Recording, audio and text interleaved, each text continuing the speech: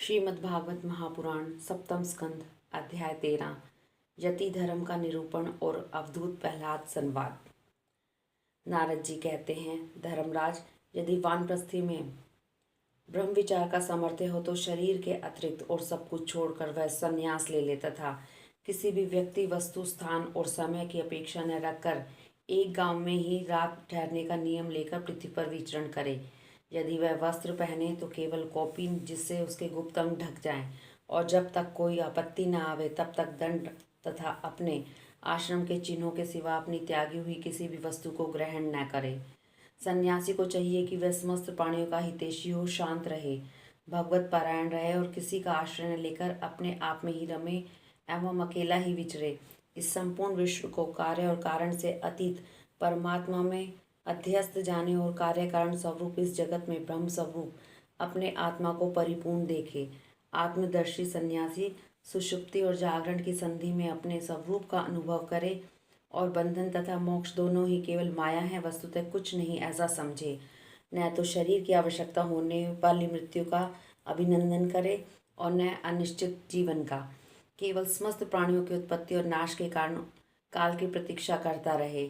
असत्य अनात्म वस्तु का प्रतिपादन करने वाले शास्त्रों से प्रीति न करे। अपने जीवन निर्वाह के लिए कोई जीविका न करे। केवल वाद विवाद के लिए कोई तर्क न करे और संसार में किसी का पक्ष न ले। शिष्य मंडली न जुटावे।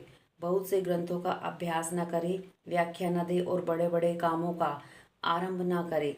शांत, समदर्शी एवं महात्मा सन्यासी के लिए किसी आश्रम का बंधन धर्म का कारण नहीं है। वह अपने आश्रम के चिन्हों को धारण करे चाहे छोड़ दे। उसके पास कोई आश्रम का चिन्ह ना हो, परंतु वह आत्मानुसंधान में मग्न हो तो अत्यंत विचारशील, परंतु जान पड़े पागल और बालक की तरह है। वह अत्यंत प्रतिभाशाली होने पर भी साधारण मनुष्य की दृष्टि से ऐसा जान पड़े माना कोई गूंगा हो।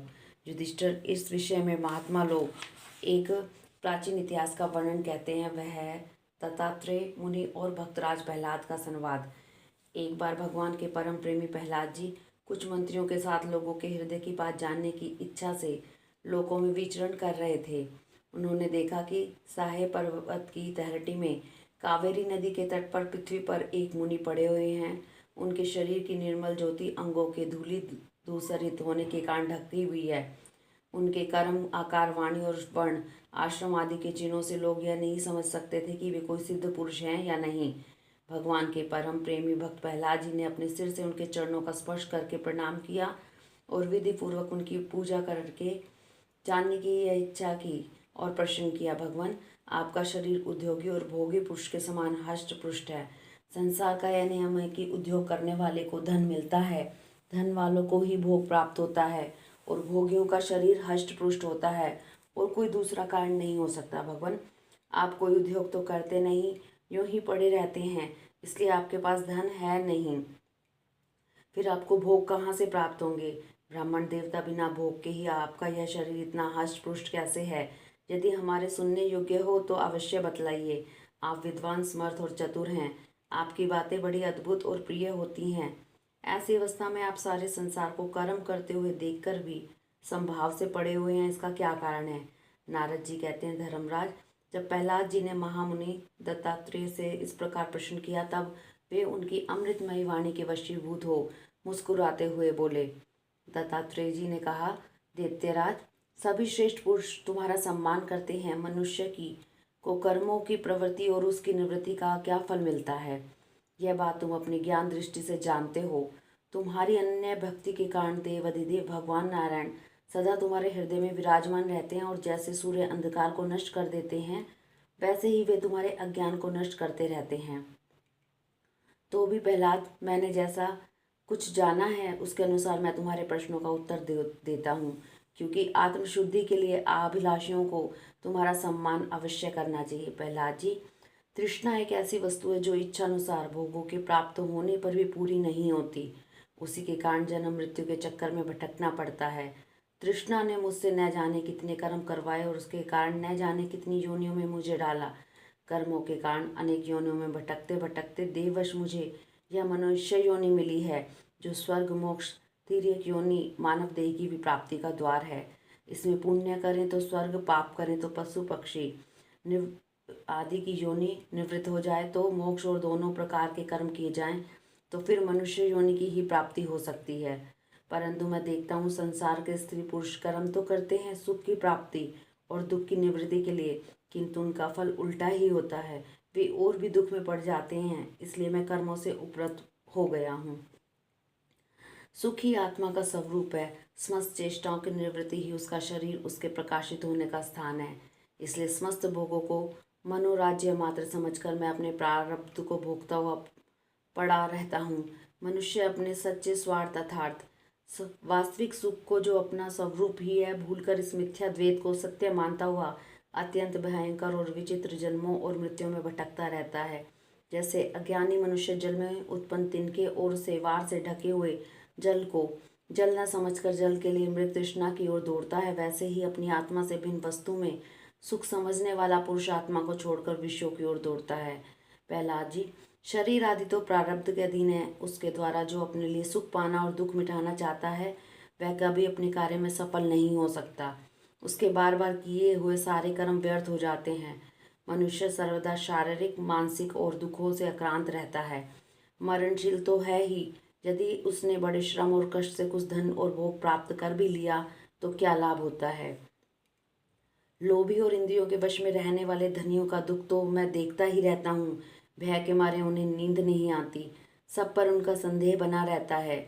जो जीवन और धन के लोभी हैं, वे राजा, चोर, शत्रु, सब जन, पशु पक्षी, याचक और काल से, यहाँ तक कि कहीं मैं भूल न कर बैठूं, अधिक न खर्च दूं, इस आकांक्षा से अपने अपने को सदा डरते रहते हैं।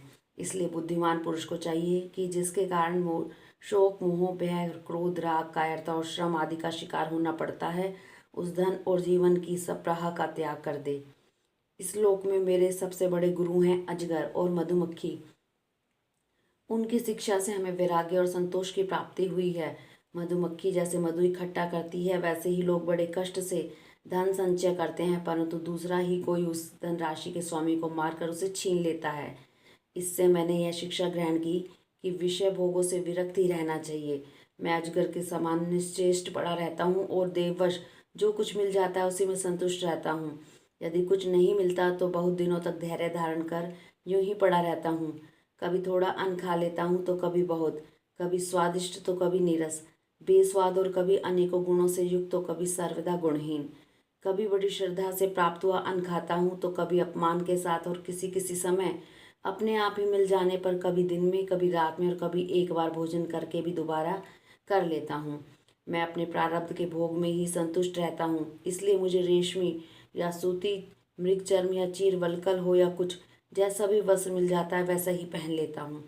कभी मैं पृथ्वी, घास, पत्ते, पत्थर, राख के ढेर पर पड़ा रहता हूँ तो कभी दूसरों की इच्छा से महलों में पलंगों और गद्दों पर सो लेता हूँ। दैत्यराज, कभी नहा धोकर शरीर में चंदन लगाकर सुंदर वस्त्र, फूलों के हार और गहने पहन रथ, हाथी और घोड़े पर चढ़कर चलता हूँ तो कभी पिशाच के समान बिल्कुल नाक दहड़ंग विचरता हूँ। मनुष्य के स्वभाव भिन्न भिन्न होते ही हैं, अतः न तो मैं किसी की निंदा करता हूँ न स्तुति ही। मैं केवल इसका परम कल्याण और परमात्मा को एक से एकता चाहता हूँ। सत्य का अनुसंधान करने वाले मनुष्य को चाहिए कि जो नाना प्रकार के पदार्थ और उसके भेद विभेद मालूम पड़ रहे हैं, उनको चित्तवृत्ति में हवन कर दे।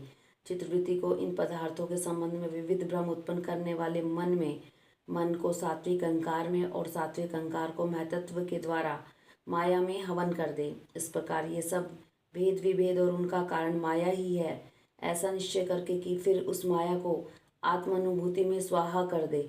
इस प्रकार आत्म साक्षात्कार के द्वारा आत्म स्वरूप में स्थित होकर निष्क्रिय एवं उपरत हो जाए। प्रहलाद जी, मेरी यह आत्मकथा अत्यंत गुप्त एवं लोक और शास्त्रों से परे की वस्तु है। तुम भगवान के अत्यंत प्रेमी हो, इसलिए मैंने तुम्हारे प्रति इसका वर्णन किया है।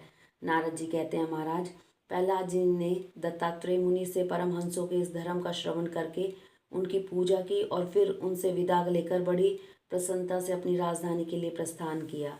हरिओम तत्सत।